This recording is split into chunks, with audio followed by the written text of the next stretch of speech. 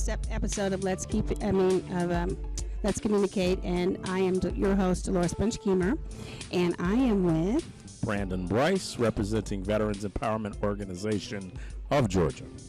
And Brandon, we came out here today because VEO did have a fire at one point, and they have done a fantastic job of rehabbing the building. Can you tell us a little bit about VEO? So Veterans Empowerment Organization does a plethora of social services for homeless and at-risk and neglected veterans. It's kind of a two-tier program. On the one end, we offer social services to veterans. We get them from A to B, and we've mastered the art of success. And when I say that, I mean success is helping veterans get to where they want to be and not where we think they should be. I see. And so we're trying to kind of create a model which says we want people to be successful in what it means for them to be successful. Right. So now how many veterans live here? Approximately around 52. But we serve hundreds of other veterans. And the goal here is, we miss these veterans, but this is not a haven place. Our goal is to get you here and get you out. And that's important because the more vets we put out there, the more we put back into society. And, let me be clear. One of the things, what differs from us and most organizations is that we essentially find veterans and then help them, you don't need verification. You don't need any ID. You just need a able body. And when you come here, we train you. We have a social enterprise component where we actually get you back employed. We get you back in work. And the difference is we actually teach and train people how to succeed in the workplace. You can't take somebody from the streets and then all of a sudden give them a six-figure corporate job. Right. It just doesn't work like that. And so it's important for us to understand, teach people the skills of hygiene, customer service, customer relations, how to strategically be successful in the workplace, and then also taking and placing them in roles that best fit them. We're not trying to grow our numbers. We're trying to increase a better work pool of candidates that become employed in whatever job it is that they're interested in. So you're trying to make success stories here. You want everyone to be successful and be sustainable. But it's funny because there was a guy when I first got here. Him and his wife were homeless. We offer social services to women, but we separate them. A lot of our women come from City of Refuge. And the advantage is that this guy 3 months ago was homeless. Now we've helped him get a job. Him and his wife both are employed. They're both moving out of our facility. And safe to say, this guy is getting ready to start dental school. Wow. So this is not just for men anymore. It's for women and men? Well, the thing is, it's a growing population. Like I said, we offer social services to women. The issue with females is that you're looking at a much greater issue because typically when you think about women veterans, now you're taking on the families. And so it's important that we make sure, we will eventually get to that, but it's important that right now we make sure that we can take care of the males from a housing standpoint, and then assume we'll be able to actually do both following our expansion. So you're doing outreach programs as well now? We are. One of the things is, and it's actually fun, when we actually find veterans, we locate them on the streets and bring them here. And so we almost act like surrogate angels when we say, hey, today is the day that your life changes. Some guys are reluctant to it. Some guys accept it with open arms. But the fact that we give them the choice to come aboard and change their lives or to stay where they are. And some guys may find that as success. One of the things is when you think about a veteran, for better or for worse, a lot of them, they know how to survive. Right. And so it's a bad thing, but it's a good thing that, someone is not out here necessarily struggling because they can survive in, whether it's Afghanistan, Iraq, or Vietnam. Or the streets of Atlanta. The streets of Atlanta, they can still survive. So. Right. So now you have 3 other buildings here besides the 3 buildings that the vets are living in. What are those buildings? So to your left, for all those in Radio Land, this is our headquarters for now. I see. We have our offices there. That's where a lot of our operations come from. To the right of that, we have our mess hall, our dining hall. We serve 3 meals a day.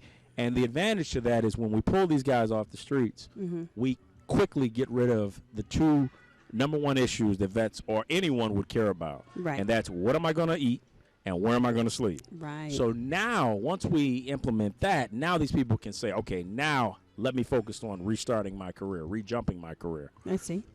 If you look over to your right, we have our transitional housing, and then on the side we have our I call our semi-transitional permanent housing, and then to the right we have a full permanent housing establishment. Oh. And the reason we separate that is because if you look at the first housing, transitional housing, all of our vets, when they come in, they start there. And we literally operate it almost like a university. Oh, wow. Where they start there, that's where you come in, and eventually you work your way up until you're in permanent housing or you're gone. I see. And so we have we've graduated hundreds of veterans. And, you know, some of our vets have come back and joined our alumni board. And that's literally taking a vet to help another vet. I'm sorry. There's one more thing. Okay. The social enterprise piece, which is located on our thrift store, is at $15.99. That houses a lot of our social enterprise operations. So right now, we have a thrift store, we have a moving company, we have a security services company, and starting in the fall, we're going to have a lawn service company. And someone would say, well, you know, those are mediocre small-time jobs. Well, not necessarily. Those jobs are teaching people economic principles, teaching people workforce development principles, and teaching them the principles to get back into the corporate environment to work for a Bank of America, a Deloitte & Touche, etc. Oh, wow. That's fantastic. Now, for we'll call them the plebes, so they call them at West Point. For the newbies, I noticed that are all of the units, they have no kitchens, or they have no stove? The fact is, we actually cook for our veterans here. So none of them have a stove?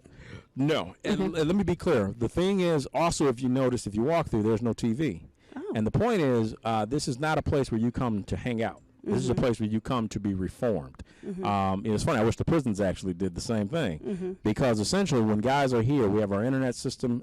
We just built a new wing for our internet computer lab. And guys, our sole purpose for here is to get you from A to B. With no distractions, no TV. The women are not on this campus, so that's another distraction that's not here. It's solely about personal improvement. Oh, wow. So you have this campus and you have another campus for women. No, City of Refuge is the campus that a lot of our veterans come from that we service. Oh, I see. So you're doing like an outreach program. Exactly. Okay. Exactly. Okay. So when the guys, what do they do for entertainment? Do they come together to do activities or? Well, the entertainment is finding a job. The entertainment is getting back on your feet. Right. The entertainment is the power of networking. Oh, I see. Seeing, a lot of these guys, we have literally guys who come from.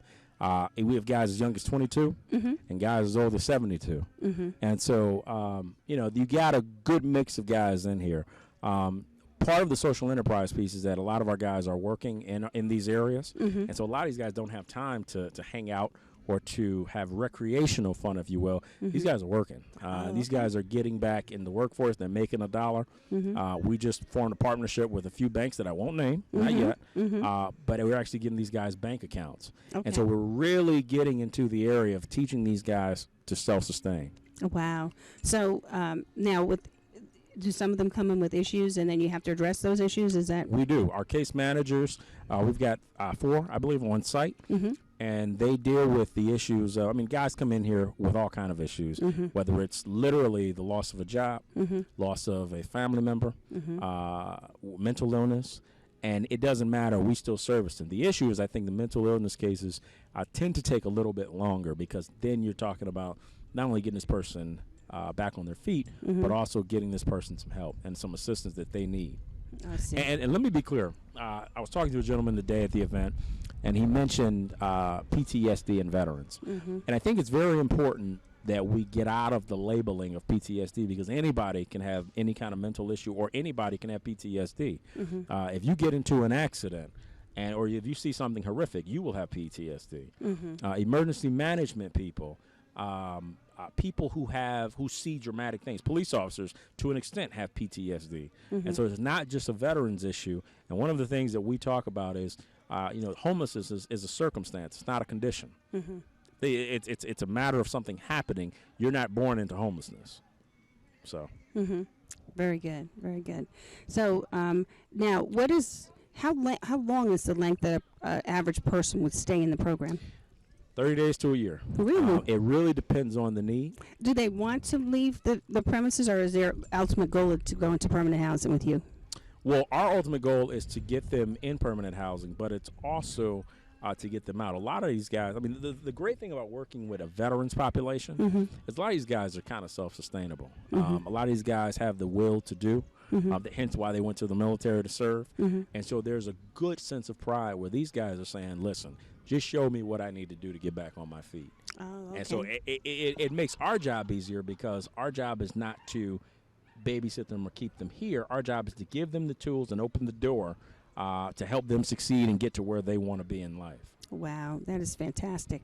So on one of your typical days, tell me a typical day for you. Is that when I'm wearing the $1 million suit or not? Yeah, when No, you're I'm joking. No, but I think typical day one, we come in, we plan meetings with. Well, my role is I plan meetings with corporations and companies and other civic partners to get them involved. Part of that I direct to our resource development team. Part of that I direct to our case managers. Each have different roles, but we serve the same purpose. And so each day differs. My job is to make sure that we have the partnerships and the certain people involved to be most successful in what it is to do, and that mission is serving homeless veterans. Okay. Well, we are going to take a break, and this is Dolores Bunch-Keemer with Let's Communicate, and we'll be looking for you to come back and talk more. Look forward to it. Okay. All right.